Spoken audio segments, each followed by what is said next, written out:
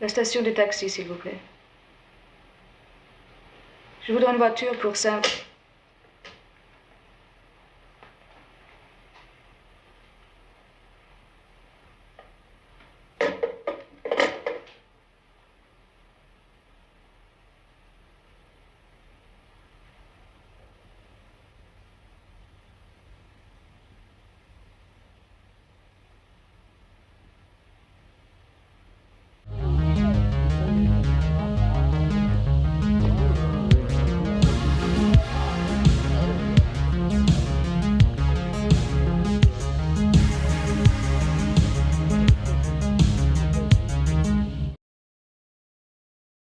Welcome back, everybody, to the harbor. This time is the Kino summer series. We're still on it. Why not? Summer's not over. We're back into the Kino after a measurably disappointing last film, Indiana Jones. We don't have to talk about it. Not everyone disliked it, but I did most of it. But Adrian and I will say that talk made me more critical of it, mainly because I didn't have as much emotional investment going into the theater as I think Adrian and Casher did. We talked about that and other Hollywood stuff for almost a half hour after we stopped recording. I mean, we could have kept going, but we didn't want to have like a 2.5 hour podcast. yeah, yeah. But Today we now, bonjour, we talk about La Piscine. okay, yeah, we're talking about the swimming pool from 1969. Pretty provocative movie for the time. And what I guess going in is like I watched this movie last year, not knowing anything about it, just because I was looking for movies with summer atmosphere because I like that kind of stuff. Atmosphere goes a long way for me. And so I just went in blind. I didn't read anything in about it. And I was like, okay, so this is kind of like an erotic movie, a romance kind of thing. Wow. Yeah. Kind of like almost like a slice of life, almost like hangout kind of, almost like lifestyle porn. Kind of It like, is. I wish I was in this situation at I first. wish I was European and the entire continent could just not work in August. Something to this day I don't understand, like how the EU's economy works in the summer. I have no idea. It doesn't make any sense to me. Um, I don't know. Supply chain. Everybody's like, COVID messed up the supply chain. No, it's Europeans. They don't work in summer. They just don't. Well, it's Um, just like, I didn't know that there would be a murder in the film at all. right. And now that we're saying that, the IMDb, I guess this is the English poster. Look at it because I have it open on my second monitor here. It's just a poster of the dude drowning the dude. It's the climactic action of the film, or like Yeah, the end that's of. why I was like telling you guys not to look up anything about it. Well, I did not. But I did know. Okay, this is on HBO Max, and excuse me, Max, Yeah. uh, and Criterion Channel, and it had the like psychological thriller, whatever tag. It had some sort of tag that let me know, which even that is enough to inform you, like, Fucking oh, I annoying. bet somebody gets like hurt or murdered. And considering it says pool as the title, I bet there's a drowning in it. So that didn't surprise me, but the way it happened did. And one thing that interested me is how I feel like in an American movie, that event almost would have been the inciting incident. Right. No way, but we have this sort of languor, if that's the right word, of this Mediterranean summer and the hot heat as we're approaching scorching temperatures as the atmosphere rises in heat due to the overuse of adrenochrome by Democrats. Well, But yeah, it's just one of those like I want to live in this world. How awesome would it be to waste the summer away on holiday in Europe with French babes and yeah, like part of it looks boring. They actually kind of hit home. I don't know how overstimulated we are in the 21st century. yeah. They're able to just like read and relax, and their nervous systems aren't constantly on edge. Yeah. Like getting shot at crossing the street to grab Doritos or whatever else is going on in 21st century America. Like I want to see a version of this in Memphis and see how it goes. I don't know. Oh So yeah. why keep going? I'm really curious. Why did you pick this movie? Because I will start out by saying, I liked this movie, and part of me sees why it's in the Criterion, and for me, it's an above average film. But would you consider this a classic, and why are you drawn to it? I don't think it's a masterpiece by any means. I just thought it was a beautiful escape and uh just fun. I like movies where the dialogue and interaction of the characters, everything is kind of there's some nuance there. There's some gray area of people's motivations, and sexuality and romance can be very gray too, and it can get kind of complex really fast. And for the 60s, I thought this was pretty innovative for the kind of story it's telling. And then also the problem is that I did want you guys to go in blind, but that didn't happen. And for me, it was like the whole like, oh, I didn't know it was gonna take this turn kind of thing. So That's the problem with yeah, I don't know. I guess streaming or anything. If you're gonna say that it's like crime, I think crime was one of the tags. yeah, Uh, that's stupid. well, blame Criterion. They're a bunch of hacks. Okay, well, um, I don't know. It's just a very, first of all, it's stylish. Everyone's sexy. Everything's lavish. Just I Yeah, don't know. It's an escapist kind of movie.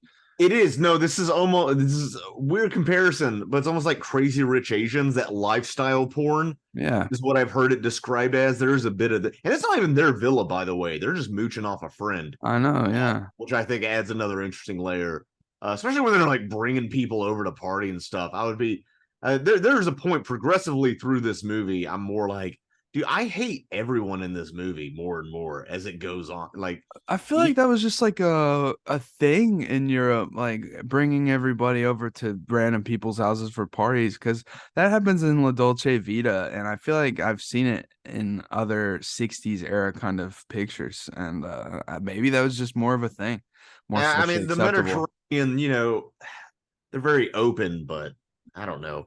I Yeah, would be mad if I'm not there. Like, it can't be a cultural thing for everybody. I don't My know. nice ass villa. You have people stealing shit. Yeah, Yeah. well, Yeah, maybe man. people weren't as depraved back then. Maybe who You knows? probably built that, you know, plantation off of like African colony money back in the day, like blood diamond money, because you're French. A bunch of frogs. No, like first of all, a main point I want to talk about is the erotic movie. And people don't seem to make erotic movies as much anymore. And I feel like it's only getting worse for America with sex and nudity. And why is it like that? Why Oh can't yeah, we're adults? about to have to register with the government to watch porn here in Arkansas, Yeah, i.e., dude. get a I'm not VPN. saying make porn, but I'm saying like why can't adults make cool, sexy, horny movies? Because I feel like this came out in an era where things were scandalous because they were not oversexed. They did not have the access to not only just pornography, but as trite as it sounds, TikTok dances, as many lingerie model ads, Victoria's Secret catalogs. It just in general, I feel I'm sure it was much more open. And what year is this movie? We're my 69. So we're coming in out of the 60s and the sexual revolution. We're opening up. The Graduate comes out in American culture. And I'm sure I was not in France in the 60s, but I'm sure in the early 60s, France was more libertine in their sexuality than America was for sure.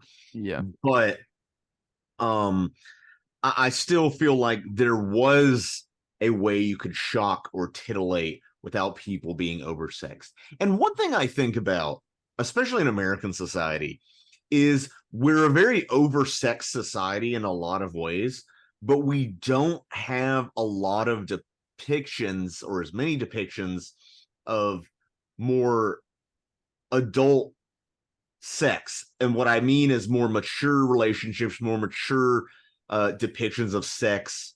You'll have people watch Two and a Half Men or whatever garbage sitcom is on TV, laugh at all the lowbrow sex jokes, but unable to have an honest conversation about sex with their kids, or with anyone, really. Which in turn, and it gets worse and worse, which in turn is why Americans, I feel like, are more depraved about that kind of stuff. And like why it's like suburbanites, they will watch movies with like cursing and violence and stuff, but if it shows tits, we're not watching that, Okay. It's very odd. It's very odd. I don't get it. I've never It just gotten it makes it worse. because I'm gonna hazard a guess here and imagine that I got here through the act of sex.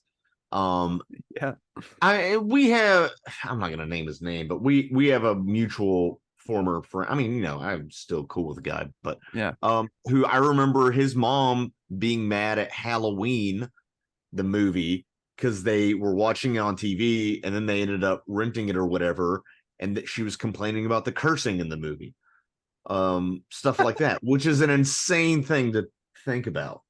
Or even another example, we're kids playing Gears of War, a video game with chainsaw bayonets on your guns where you could saw people in half. And the cursing, I mean, she gave us a talking to because some character on the TV said shit. But oh no, but everything else is fine. So we definitely have weird priorities. I don't think, some places like Australia and Germany are more censorious of violence. I don't think we should go that route either. But it does make me wonder, what are the residual effects of that? If we have this hypersexualized, but not natural way of portraying sex in the media. It definitely, I think it gives unrealistic expectations. It's bad. That's why we have such an incel fucking problem here. And that's why I see so many Twitter posts from these neckbeard incels like complaining that women protagonists in their video games don't look like Victoria's Secret models and shit. And I'm like, where did this come from? How did your brain get this warped? I don't know. It's not good. Yeah. No, it's my favorite was some guy, Aloy or Aloy, whatever, from Horizon Zero Dawn. She had just the normal kind of peach fuzz that all humans have all over their body if you look close enough. Yeah. And he was like, why does she have a beard? It's like, oh, you've never woken up next to a woman, clearly. Like, you've never been close to a woman. I saw that one, dude. That's so funny. That's funny. It's like, yeah, women have hair on their arms and it's anyway, in this movie, actually, one thing I appreciate about this movie is it could have been way more male gazy, but it spends a good amount of time lingering on men's bodies as well, to the point where after the opening credits, the first shot we see is a stud lying in the sun with Jean-Paul, our protagonist. Yeah. And OJ. And I like movies that can be sexy but still be tasteful. That's part of the fun. And then now it feels like everyone wants to kind of push the limits on that, taking kind of the fun out of it. And it's just like, okay, not every, you can have a sexy erotic movie and not be fucking softcore porn either. Yeah. I don't know. The brain is the largest erogenous zone. Well, yeah.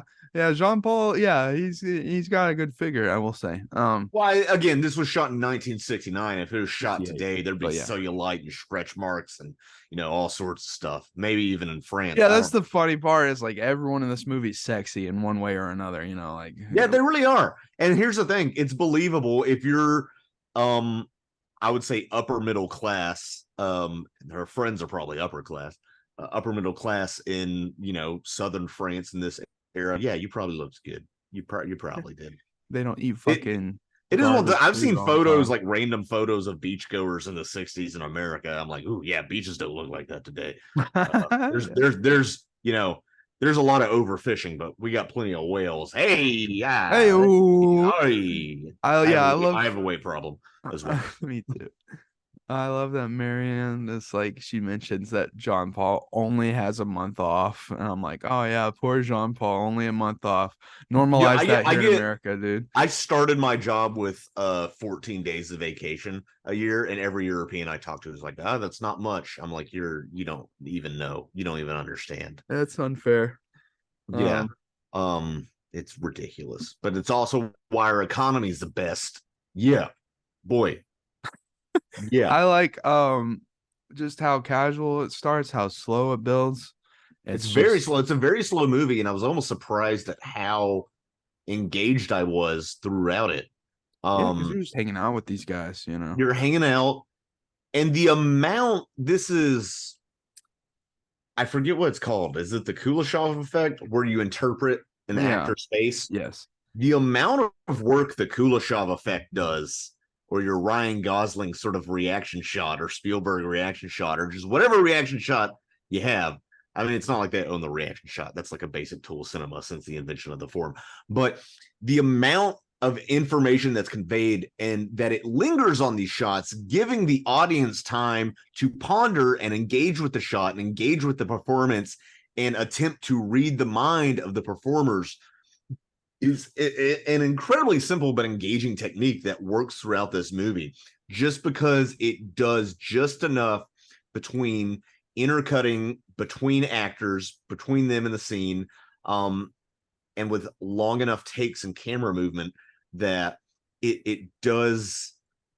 I do wonder what the editing process was of their, like, how long do we have to linger on this? I mean, that's for every movie. Sometimes it's just whatever feels right to the Yeah, editor, of course, it's a director. feeling. But it's just like, that's one of the main reasons I do like this, is because of how it's shot and edited in that way that you just described.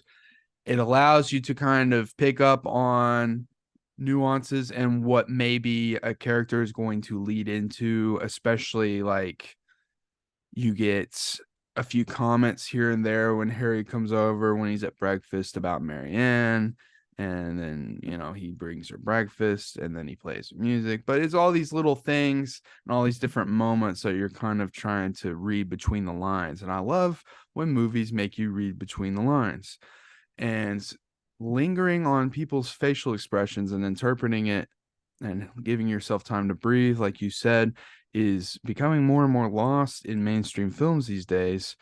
And I remember having that realization hard when um I hate to bring this up, when I was watching Spider-Man No Way Home in theaters, and for the first time in a very long time watching a Marvel movie, they allowed the emotions to linger and they allowed time for Peter Parker to sit there and it just rest and give you time to breathe. And I was like, wow, a Marvel movie hasn't done this in such a long time that I forgot that emotions can be at least a tiny bit complex in these fucking stupid ass movies. And it's so odd because that's the face, Like 25 movies in, by the way, ladies and gentlemen. is the one of the oldest tools in cinema. I mean, yeah, you have stuff like George Millet where it's all like zoomed out soundstage stuff and they're just kind of filming everything at once. Very early cinema, obviously.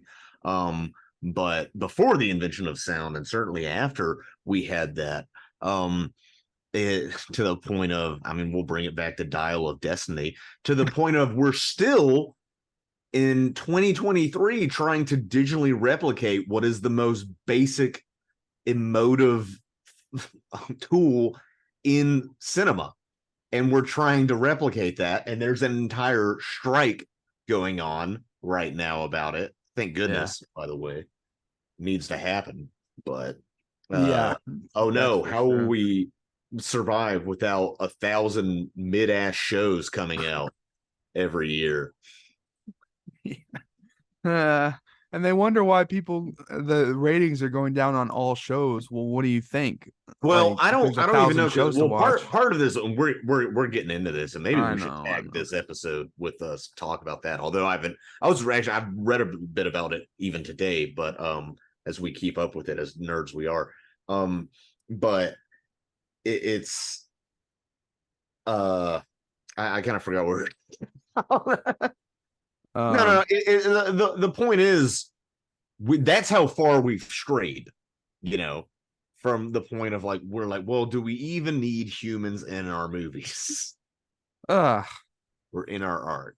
And yeah, people used to be able to handle slower paced films. I feel like just in general, like Oh, absolutely. 2001: A Space Odyssey was the same year, and people don't think, back then that wasn't extraordinarily out of place, and now people Well, I watch think it. even back then that was a slow movie for a lot of people. I No, don't I know. think a lot of original reactions to that movie, especially the first and last 20 minutes, people were your Well, average film goer was just like wanting to take their date out to a sci-fi movie. It all was right, like, fine. what Different the hell is example, this? like I don't know, just No, but I agree, and you can trace that. I've seen writers analyzing films and saying like cuts have gotten shorter. Um and even stuff like the Taken films. If you compare Taken 1 to Taken 3, and there's the infamous like dog chasing. And a part of that, I think we've talked about again and again on this cast, more and more things, the culture has become to do more and more things in post. So when you're setting up shots, you're getting a bunch of shots and figuring out how to edit them later. It feels like in certain productions, obviously not all, but yeah. it does. I mean, there are some things.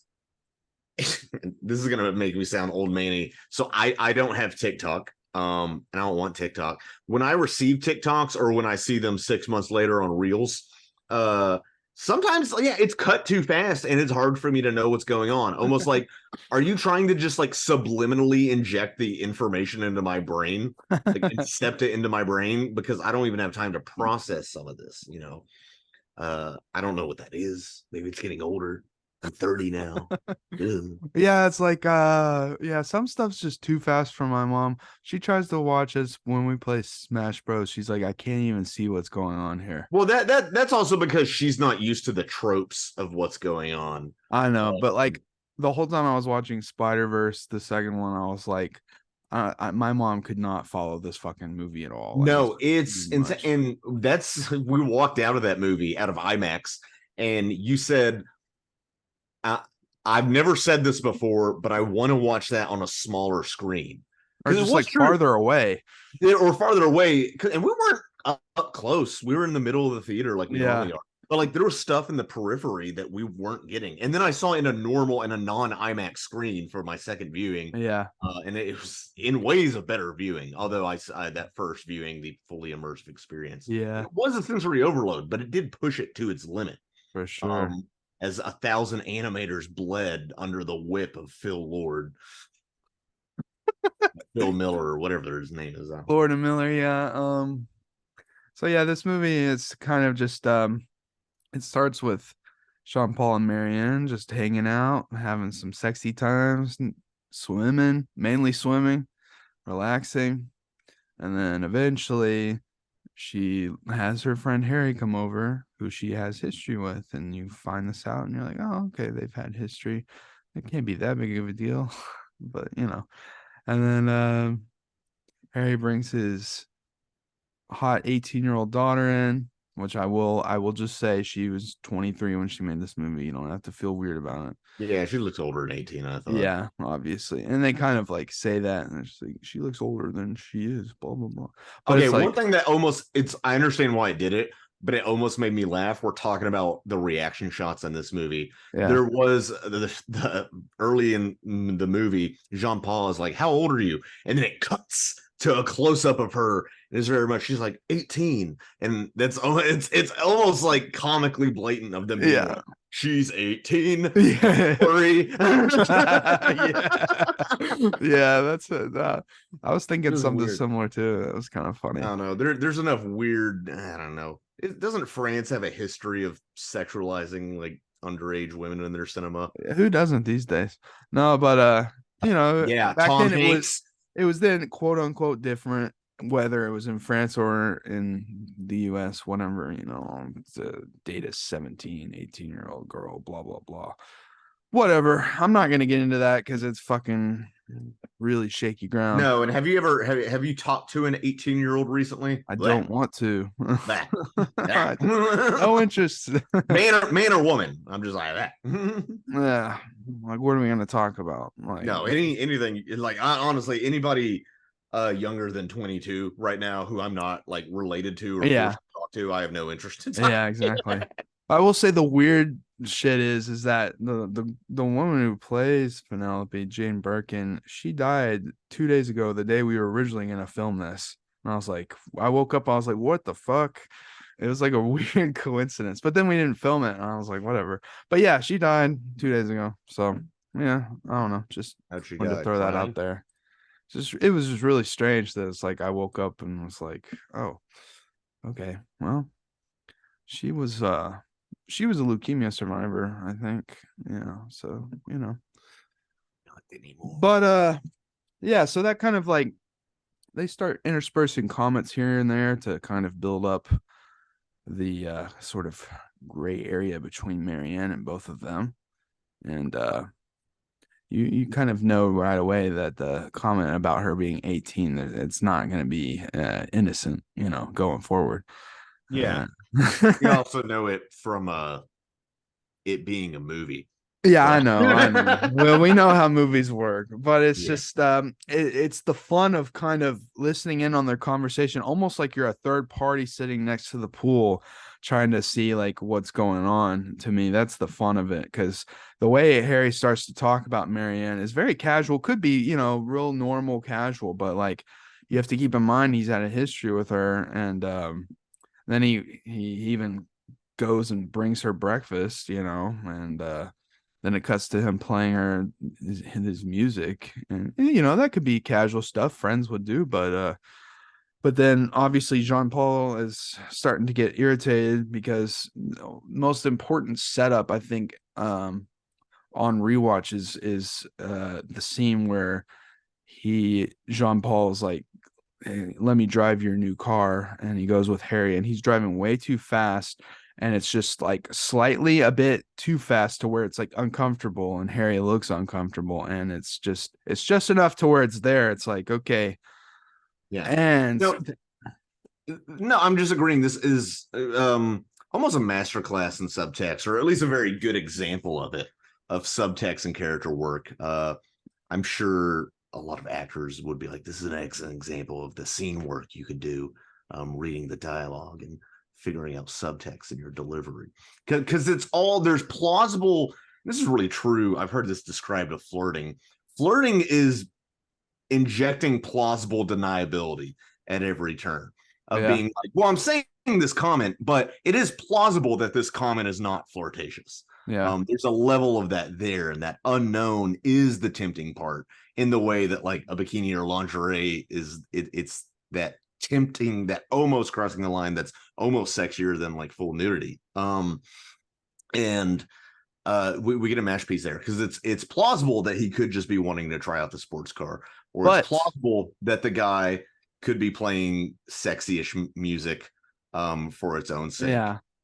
And even the subtext of when they're eating, Jean-Paul, they're eating jam and toast. Jean-Paul's not hungry, and Harry is just stuffing his face, ravenously hungry, which I don't know how subtle that is for you and me versus your average audience member, because we're Kino here on the harbor. That's right. What were you going to say? No, I was just saying, but also it's a great piece of editing when he's in the car driving too fast. After a minute, it suddenly cuts to like a pan of Marianne's like nude, seductive body, and it like goes over it, and then it cuts back, and it makes you wonder, like, okay, is someone in the car thinking about this? Which one of these guys is thinking about it? Maybe both, And it's a subjective shot. Yeah, and there isn't an interesting view of some of the subjective shots. And I've only seen this once. I'm not studying it, picking apart shot by shot, scene by scene. But I am thinking, like, whose point of view is this representing in this? And there's an interesting mix of objective and subjective shots in this, like you said, where parts of it we feel like a fly on the wall, and then parts of it we feel like we're thrust into the psyches and the tensions that lie in between these people. Yeah. And it's just like that simple shot on rewatch. I was like, okay, that immediately creates the tension you don't want to believe is there because of the good time you're having thus far, but it's inevitable and it's there now. It's like, okay, it's there. Well, yeah. It's also an important scene. Again, you can chalk you might think this is a European thing too. When she's just like, oh, hey, you can stay with us, to her ex or something. I would be, I am not a jealous guy at all. Yeah. I don't think I seriously don't think I've ever been jealous of a girl I've dated. I've never, I've had a girl. Also, I've never had a girl invite her ex to stay at a sexy beach house. To be fair, I might be jealous in that situation, but that's an insane thing. I'm like, do you guys not like run this by each other or anything? Do you not have like HOAs? I don't know what. Yeah. HOA. No, yeah. Well, it's like it's funny because my fiance is bisexual. So like Adrian's engaged now. I don't know if we made that announcement. Oh yeah, well, she's not here, or else I'd say come in here and show off your ring. No, but yes, I'm engaged now. No, that's enough time of the podcast of that. Okay. Well, Anyway, she you're being bragging about your bisexual. bisexual. It's funny. It's like none of her past men in her life, they're all shitty, and we wouldn't even consider something like that anyway. But like the only non-toxic or non-shitty fallout relationship has been with a woman. And if she was one like maybe an ex that's a woman to stay, I wouldn't feel that crazy about it. Yeah, because we know your mind's in the gutter. And no, it's just like I don't. It just depends on the situation. Conversation with you. Okay. I know it's just interesting. And it's sinful. And I really don't like that you guys are cohabiting before marriage either. Yeah, okay, mom, relax. Sheesh. I'm fucking being drilled here. Talking about, see what the Puritans have done, dude. That's why they left Europe. They're like, there's too many sexy beach houses to go, eat turkey with the Indians and wear chastity belts. Yeah. Damn enlightenment. And I like that for the first like third of the movie, they keep Penelope always like on the sideline, almost like in the background somewhere. And her characterization is very like peripheral vision or something, We see her walking, like trying to balance along the edge of the flower bed or the pool on the stones, which is a very childlike thing. I would still do it. Yeah. Things like that. But it's also it's childlike and almost innocent without being infantilizing. Yeah, for sure. It just also, she feels like the way she's portrayed at first, it feels like something Jean-Paul doesn't want to come into focus, Right. Yeah. And it's also he's not humanizing her. It's very much intentionally. You get movies where there's a lot of movies where there's underdeveloped women characters who are seen as sexual objects, and it doesn't seem like the filmmakers are aware that this character's underdeveloped or that they're just a sexual object. And here, that's pretty much the entire point, is that he doesn't know her, but she is just this symbol of something better because they have so much and so much excess in this sort of post-war reconstructed France. But there's always this ennui. And this is almost an archetypal example, I think, of the rich people doing shitty things because they're empty inside subgenre, especially of this era. And La Dolce Vita is another great example. Yeah. For sure. Especially because like they bring all those people over to the house. Yeah. It's just like, what the fuck? No, dude. These guys would be like building rockets to go to space a la Bezos if they could, Yeah. But we were already making it to the moon in this year, and not the Frenchies because they were too busy sitting their ass by the pool. Yeah. We're going to the moon. Guessing, yeah. Yeah. Yeah. What you gotta say about it? Eating the Russians. If you're French, write in the comments about how we're not wrong. Yeah, dude. Write about how much you love freedom fries. I always forget about that. Yeah, War on Terror. How did that end up for y'all? Good decision, probably. Yeah, so like up until that house party, Penelope's like sidelined on purpose, and then that's like the key moment when she's pulled from the sideline and has to directly interact with Jean Paul simply because Marianne's being kind of a fuck. And Kind of. I mean, it's weird and complex, I don't know. They had there's some stuff we actually skipped over. I think it's very important, and this is not subtle. Is they're sort of play wrestling in the grass, which again, there's that plausible deniability of like, oh, we're just playing, because I'm sure like it's fun to, if you're with your partner, to like play fight, or sort of just like wrestle around or something, like, I'm gonna get you or whatever. And in this, there's definitely a sinister undertone to it. And at some point, even though they've been together over 2 years, she's like, I love you. And he's like, don't be ridiculous, which is, I actually wonder how that translates from the French. If it's, do you know they filmed this entire movie in English too? That's so crazy to me. And you watched it in French, I assume, right? Of course. Yeah. But yeah, they want, and there's at one point I actually couldn't figure out why, where Marianne is speaking English earlier in the movie, and even though Harry is French, and I never considered Harry a very French name, but I guess it is. I don't know.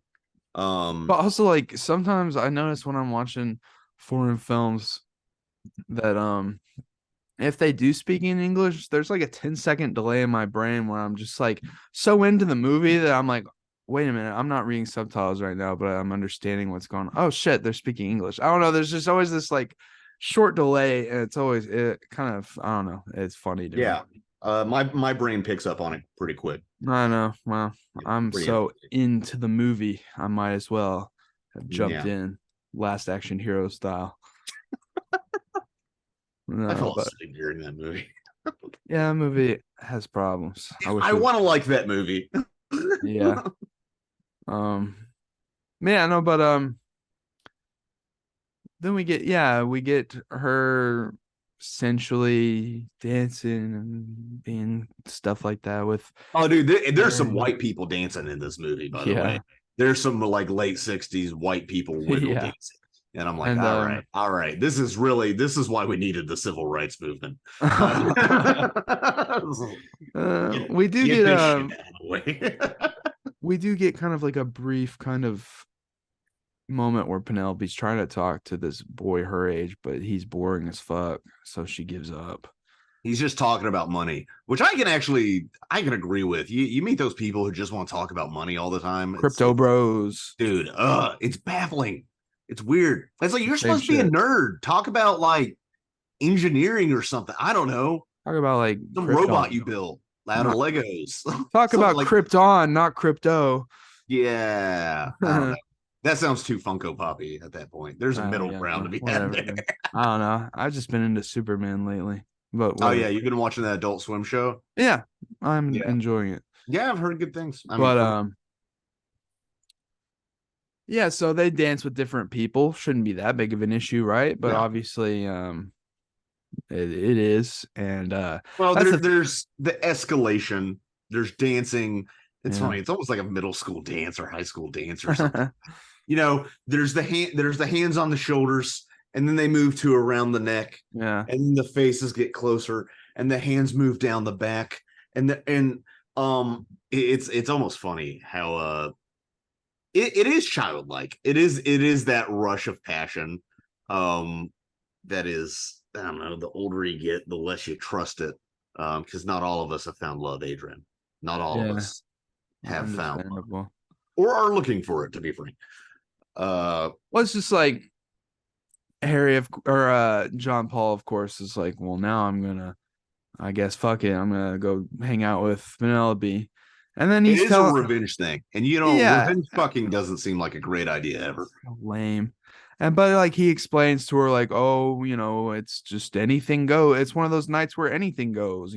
Sexuality is complex, basically, is what he's explaining. But obviously, he doesn't believe that shit himself, because the next morning they're both in bed and they're both acting passive about different little shit that happened the night before, even though nothing too crazy even happened. But like, obviously, not everything goes, and of course, you want that to kind of happen. The allure of like, oh shit, we're so sexually open and free. What a crazy experience. But that's not. Yeah, no, it definitely feels like the modern version of the wife being like, yeah, we're polyamorous, and the husband being like, I guess we're polyamorous, that sort of thing. Well, obviously they in modern parlance, a cuck. Well, I think they've probably fooled around before and it not been a big deal, but now that Harry's back, it is a big deal. Well, right, and that's the complicated thing of we don't need to get too much into this, but of any sort of openness or swinging or anything is like, well, where do emotions fall into play in this? Because especially if you have a history with somebody, like people argue, I hear some people argue like, well, nobody should be able to tell me who I sleep with and my body. I'm like, well, at the same time though, like if you're not clearing that with your partner, you are putting like your own primal urges above this thing you've created, which is hopefully more complex. I've heard arguments on that because I do think there's proper ways to do that sort of thing. But a lot of people don't. Also, it just takes fucking up to figure out how to not fuck up. Like any other relationship. And it's like I like the idea of an open relationship because it means a woman will leave me alone more. Bazinga! No. I can go play with my Funko Pops more. At this point, we start to get like the weird, like the way Harry starts talking to his daughter is like creepy. He like gets there's a creepy. And here's the thing: they do establish later that first of all, I don't think he's not her biological dad.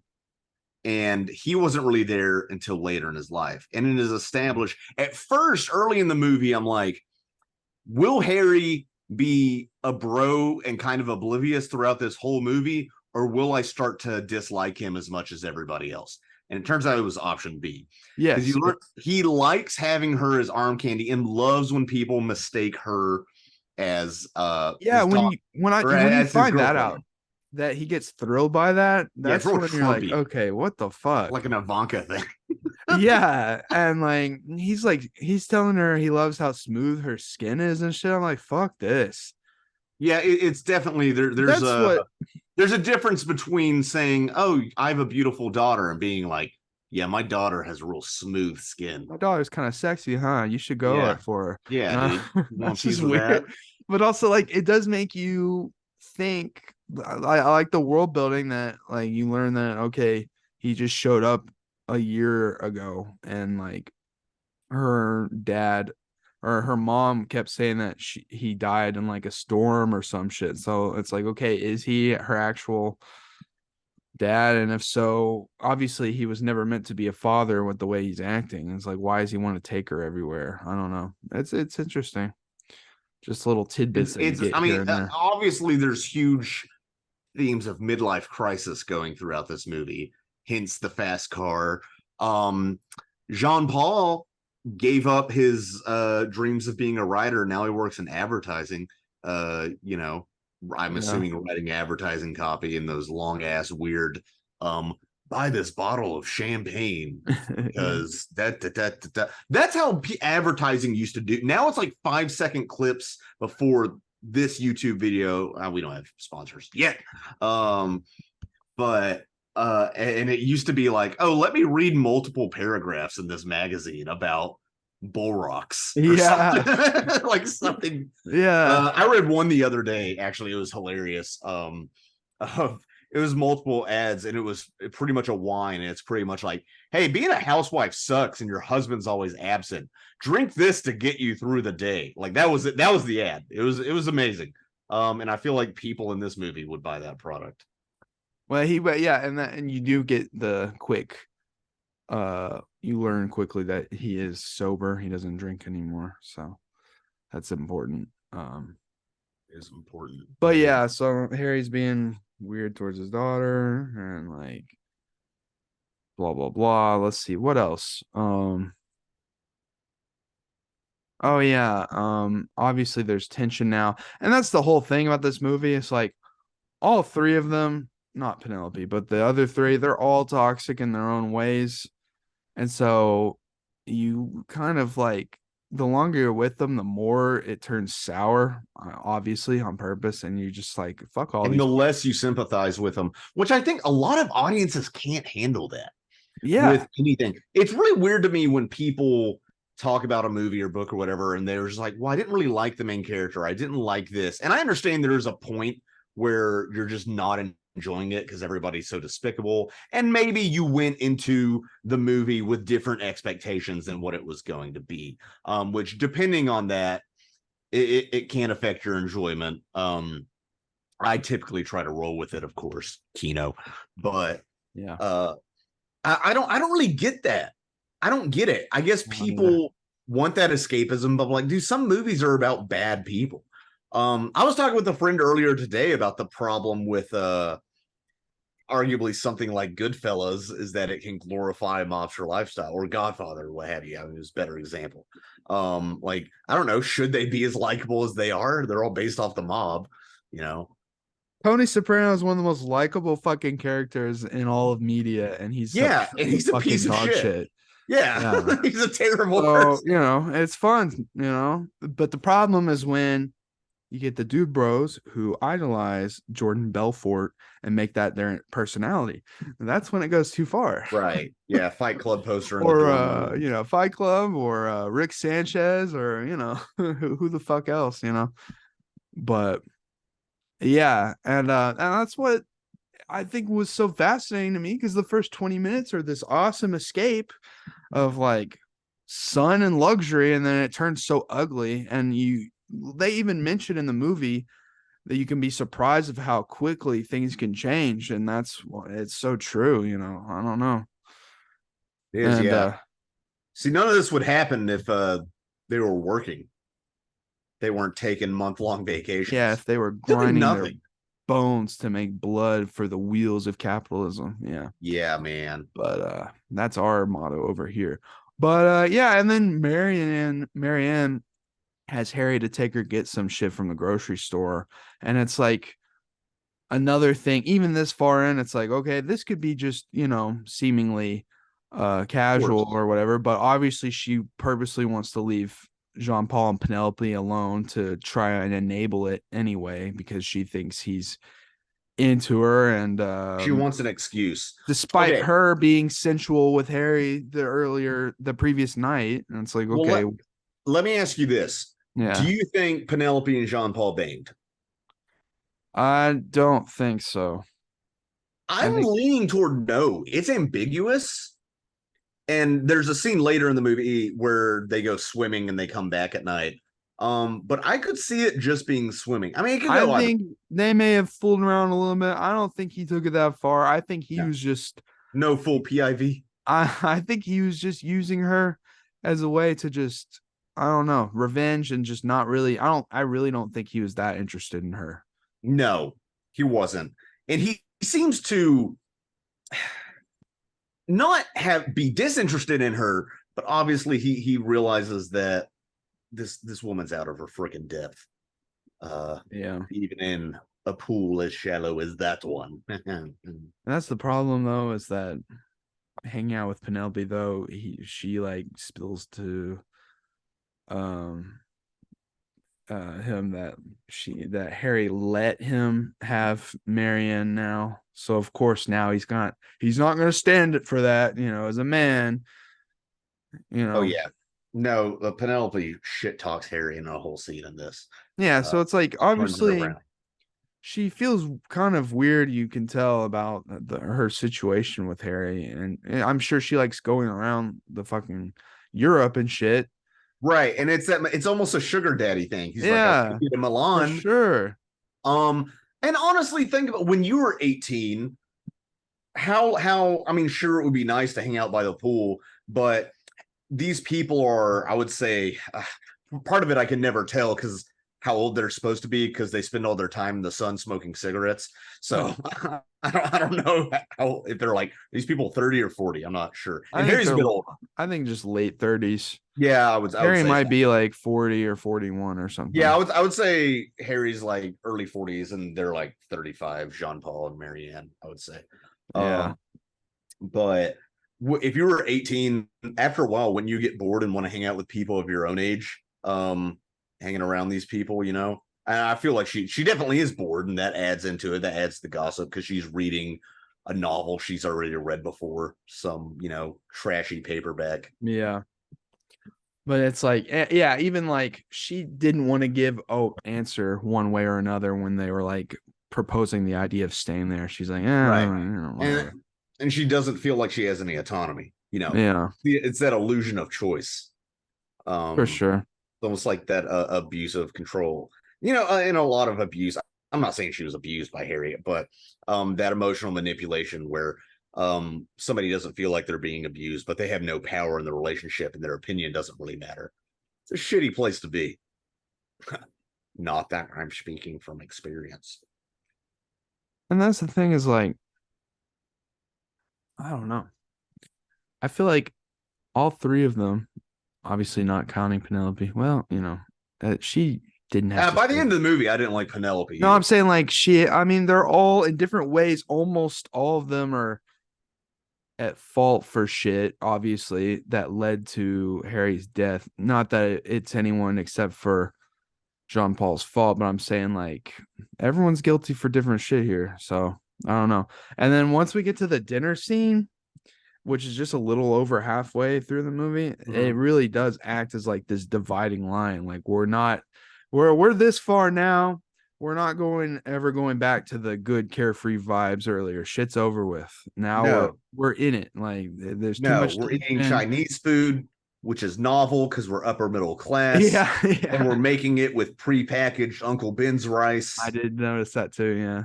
Because we're in this capitalist malaise, something prop work. Uncle Ben. It's with the photo on the box, which I don't think they have anymore. Rest in peace.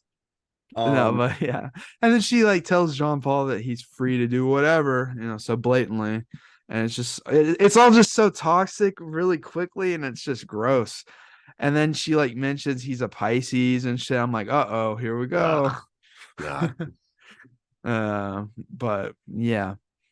And yeah, because I went in so blind the first time. The first time I was like, okay, so there's gonna be some sort of fight. People are gonna talk shit out, but I think Jean Paul and Marianne are gonna work things out. Because I just thought it was like a romance or something. Oh, you thought that really? Well, yeah, I didn't know what was gonna happen, but I was just like, maybe. Sure. I mean, I didn't know what was going to happen, but I had an idea, and I also there were too many sinister undertones. So walk me through the pivotal scene in this movie, where Jean Paul commits manslaughter, basically. Like first degree for sure. Yeah, he kills him. Yeah, no. Yeah. But I don't know. That might even be like third degree murder, and it depends on what state you're in. I don't know the laws. He kept him down under the water. He wasn't trying to kill him, but I think subconsciously he was. Yeah, so walk me through your emotions during that scene the first time you watched it.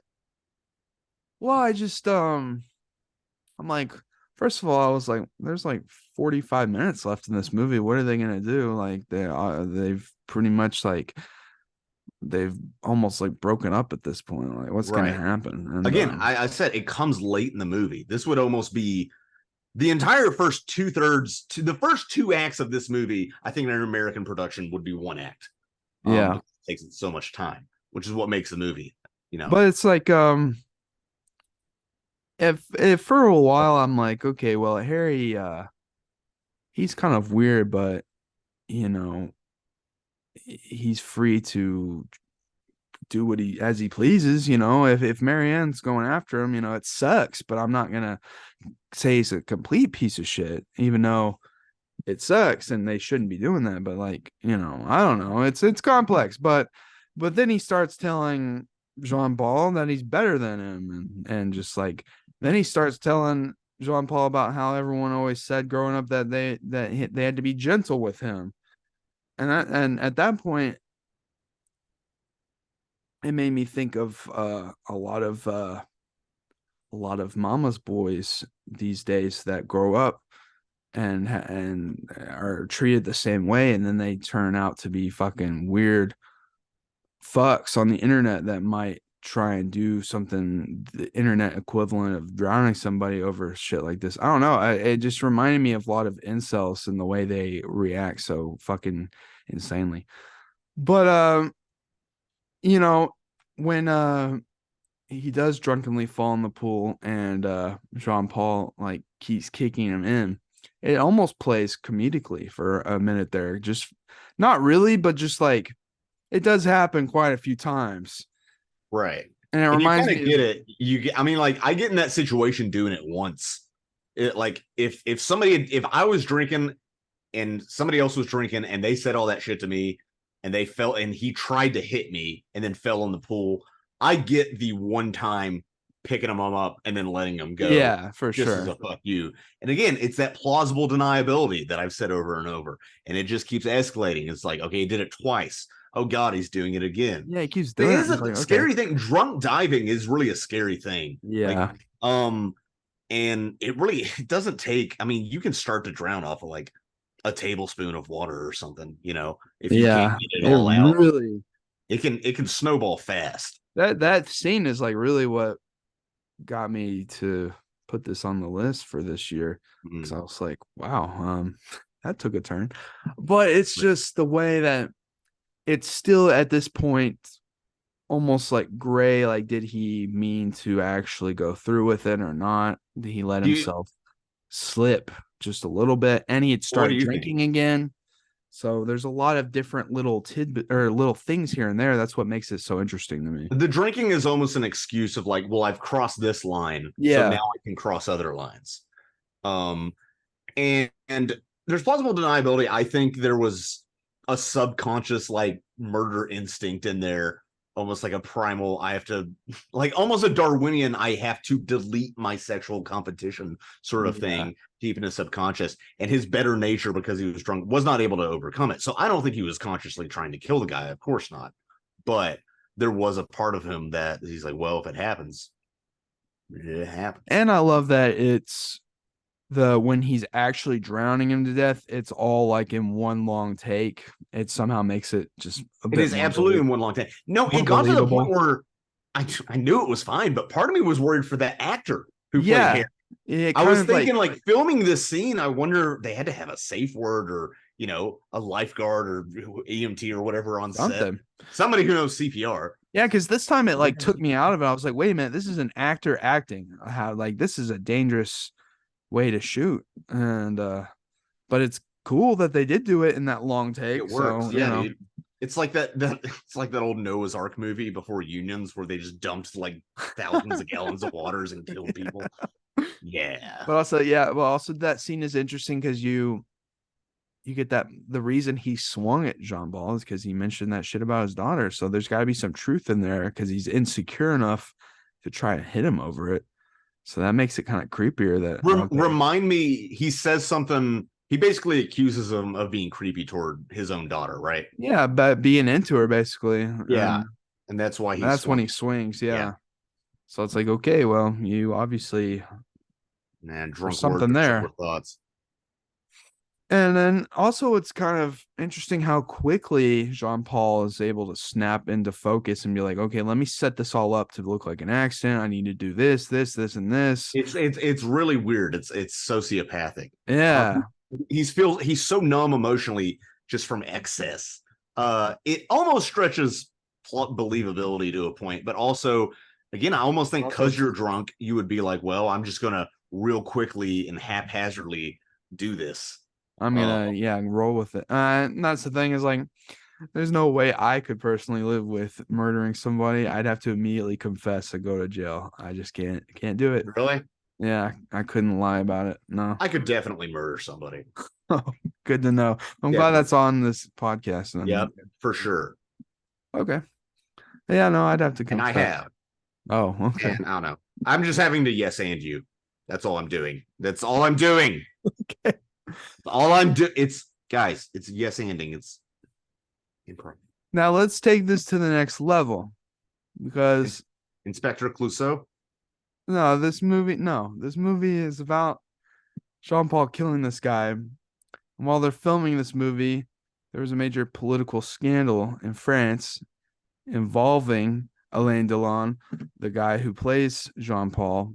His bodyguard was fucking murdered while they were filming this, and the press kind of speculated that he might be involved. And his bodyguard had explicit photos of the president of France's wife and was killed. And it was like a thing that was going on while they were filming this movie. So it's like an extra layer of like weird. And also his bodyguard turned out to be a fucking weirdo. He had cameras set up in his home, and he would have extravagant parties with like celebrities and shit, and he would have like compromising photos and videos of like, shit. That's definitely dirty. Wow, I actually somehow skipped over this section when doing my normal Wikipedia run after watching the film. But it is fucking weird as hell, and it's that's almost funny, like sitcom level for the production of just like, oy vey, like now we gotta be involved in this. Bad press, or is it good press? I mean, know, but it probably deal. helped this movie. That probably put butts in seats that wouldn't have been there. Yeah, maybe so. Last, so people are watching it's still an unsolved murder. And because there was like a lack of evidence, just like in this movie that we're reviewing. It's really plausible deniability. It used to be way easier to murder people. I know, yeah. But it's like I miss those days. He had like a letter that basically said that if anything happened to him, it would be Delon and some other guy that would have caused harm to him. So it's like possible that this guy in this movie was not, he was like not having to act too much. Yeah, exactly. He went fucking crazy. Real method with it. Yeah. Like Daniel Day-Lewis, eat your heart out. Yeah, it's so strange because like when I read that, I was like, what the fuck? And yeah. So this is just telling you that these 1% eyes wide shut sex parties have been happening for forever. Yeah, no, you can look into some of the shit in the 40s and at the Walt Disney Company, the kind of yeah. They would throw, yeah. They were having those crazy parties. A lot of that was just overworked employees, though. That wasn't the 1%. That was just like, I'm going insane working for this megalomaniacal anti-Semite, and I'm going to, I don't know. Was Walt Disney anti-Semitic, or is it sort of it's kind of like a meme. Yeah, I don't know. But I will Disney lore. Okay. You will say what? Whether or not that guy is a murderer, he at least got his friend / past lover. Yeah, also he used to be a past lover with his co-star, what's her name, Romy Schneider or whatever. She but the thing is that he told them that they should hire her for this movie, and it revitalized her whole career. So at least that was something good that came out of it, because back then it's like, oh, you're old news if you're fucking 30, Yeah, it's insane. So it's terrible. I mean, it's still I would say it's still a problem. It's still a problem, but sure, not as much as it used to be. And also, again, plastic surgery and adrenochrome have come a long way. Oh my god! But no, really, I mean, we've gotten to the point where TRT is very pretty much openly talked about in Hollywood, which is definitely a paradigm shift. But I don't know if that's I'm not an endocrinologist. I don't know if that's because the technology's got more advanced, where now it's actual doctors instead of anabolic steroids and like, here, take this and you'll get buff. It's completely different. I feel like we should tell our viewers that can't tell when we're being facetious that we don't believe that the Hollywood's elites we don't blood, because we're not insane. Casher does make a lot of Tom Hanks jokes, and sometimes I wonder how much he believes it. But that's a fun one, because like some of that like insane right-wing conservative shit about how Tom Hanks was like either killed off or cloned because of like some COVID shit or something is so funny. And they were like, he hasn't appeared in public and this, and then he would appear. Nobody has. There's a quarantine. I know, and like then he appeared in public, and they're like, it was all green screen. It's not real. It's because you're arguing opinion with facts. No, the reason I'm shitting on adrenochrome is I don't know. Should I watch that Sound of Freedom movie just to know what's going on? Here's the thing. I heard the movie, like there's no adrenochrome or anything in it. I know, it's just sensational. There's dog whistling, and then you have the lead actor sitting next to Steve Bannon talking about adrenochrome in Ukraine. Like we've reached that point in our society. Yeah. This election next year is going to be a fun one. The problem is that it's sensationalized just like any other movie about a certain topic or thing, because it's Hollywood. They want to make it as exciting as possible, and it's vindicating, quote unquote, to all these conspiracy nuts that have like gone overboard with what's sex trafficking and whatnot, and they're claiming, oh, this little dollar bill on the ground is to lure in women to be, snatched up, and just all these different posts I see on Facebook from that, and I'm like, dude, this is out of control. These people, like, no, and honestly, paranoia. I've worked not so much with sex trafficking victims, but I've been to talks, and I've worked with and have talked to survivors of that and domestic violence and all sorts of things. It's usually one of the scary things about it is that it's a lot more banal than you think. It is usually somebody or somebody you have some sort of connection to.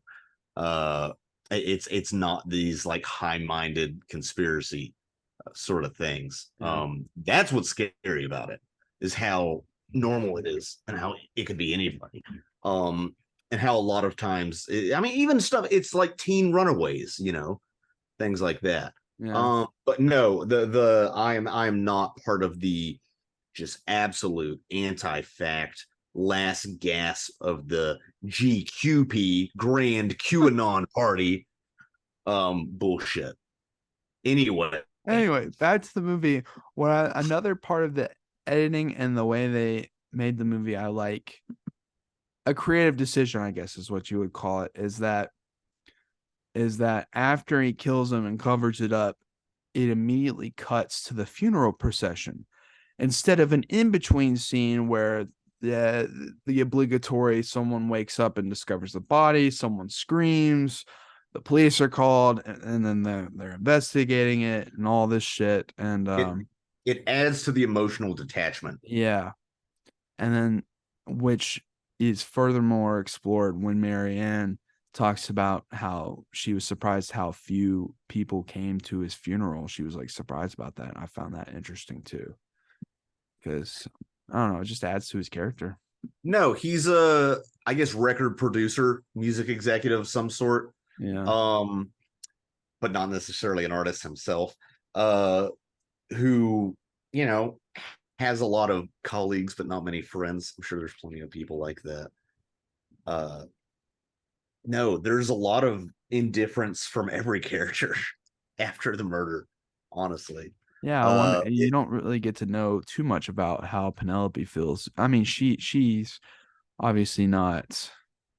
She's only known the guy for like a year. I know, yeah. So it's not like a huge, insane thing for her, but like we said, it's more of like almost like a sugar daddy kind of thing. So I don't know, but and then we do get some of that. We do get some of that backtrack information through the inspector when he comes and he talks about what's been going on. So that's a much more interesting way to receive that information than the normal obligatory scenes that would be in any other movie about it, a killing or whatever. But when the inspector is questioning them, it's like he doesn't. John Paul could be way more casual than he is. He's kind of like turned, like looking away, kind of like right. Dude. He's doing it for our sake. Yeah, as the audience. Yeah, that is a moment of actually they could have been more subtle. That's probably an exception to other parts of the movie. Yeah. And I guess the moral of the story is don't get fresh clothes in the laundry or replace the other ones of the dude you killed. Yeah, man. Not that he got caught, but like that was an interesting, like, yeah, he was dancing all night, so there should have been perspiration on his clothes, and he was wearing his gold watch in the pool. Why would he have done that? I don't know. So Yeah, that was just a drunken oversight of that. No, it does turn into a little crime movie for a bit here. yeah, Which again, it's interesting. It's such an interesting mix of genres. And to yeah. put that so far into the movie, to have it at the end. But it's like, yeah, and like now he's trying to not obviously get caught, and it adds suddenly a different kind of thrill to the movie. Like at first you have like a provocative sexual kind of thrill imagining yourself in this scenario, and then now the thrill has changed. Not that it's a thrill to like not go to jail, but like, No, I get suspense. Yeah, suspense. Yeah, and it's just interesting change. And It's a suspenseful movie all the way through, but it shifts to a different type of suspense. yeah, we got to talk about Mary Ann's reaction yes, once she realizes or suspects foul play going on, and how Adrian, I love you, but I would turn your ass in so quick. yeah. Well, also just because like I want to be an accomplice. I would want you to, yeah, and that's the shocking no, you turn part. yourself in, you coward. Yeah, I will. But it's like we do get that really long, lingering shot of her face as she decides what she's gonna do, and then it gets really kind of complex because she decides Is it because she loves him? Is it because she feels remorseful? Is it because she feels that she would be implicated? Yeah, it is really, and like, yeah, to our surprise, she wants to basically be an accomplice and help him, and but then yeah, he cuts off her phone as she calls for a taxi, and she wants to leave, and then they stare at each other, and that's just the end of the movie, is just them staring at each other, and then they kind of embrace. It's very gray, all of it. You're kind of like, what the fuck? Yeah. That's what And I like about it. even Penelope, as they drop her off, she's like, what really happened to my father? She suspects things, but there's no way to know. It's all a reasonable doubt, as they would call it in our Yeah, system, the whole movie. Yeah, court system. So how does the movie, what happens after the movie? What do you yeah, think? yeah. I don't know. I guess he lives with it like a fuck. I guess they both. He lives with it, and I'm guessing they try to continue or heal their relationship for another couple months before it just completely crumbles. They're almost trauma bonded at a point. Yeah, it's like maybe they're gonna fester for a while after this, even though they were both wanting to leave this chateau immediately, and now it's probably gonna get even uglier than we want to see. I don't know. Maybe they work it out. Yeah, maybe they have no empathy and zero remorse, and they go on another holiday and have a good ass time. Yeah. But I love, once again, just the display of emotions and lingering on their faces, and you kind of just have to, it's the realistic sort of ending in this scenario. It's not like I don't know, it's complex. Like, well, yeah, like you never know what you might do until it actually happens. Something this insane. I mean, I have a good idea that I would not be an accomplice, but like you never know. Like it gets complex. She does have strange feelings for him, and it's hard to kind of work everything out, especially when you're in shock over the death of somebody. I don't know. I love how complex that is at the end. So that's what sells it for me. And yeah. Any final words on Le Piscine? Yeah, I think it's I picked it because it is emotionally different from a lot of films we have talked about on here, and I don't know, sexuality and relationships can get so strange so quickly. I just thought it was a fascinating escape in multiple ways. Turns from fucking hot naked sex not to fucking murder. Also, your bodies don't fucking float in water once they're killed. They would fall to the bottom of the pool, but that doesn't matter. Yeah, it's less cinematic. Yeah, I know. But yeah, fun little provocative little 60s little movie. I don't know. Family fun. Family fun, yeah. Yeah. Anything else you want to say? Nope. Okay. You can check out our other stuff. We make other fine little videos, little reviews of shit. Yeah. Follow I've me at got Scott K Comedy on Instagram. I've got a what's it called? A video essay coming in a couple weeks. I'm gonna work on. So look forward to that, folks. Next week we've got Red Rocket, another Sean Baker movie. We're following up from the Florida Project. And so look forward to that, everybody. And then after that, I think we have one more, and then we'll be reverting back to our normal broadcasting. But thanks for watching, everybody. We'll see you next week. Stay Kino. Goodbye.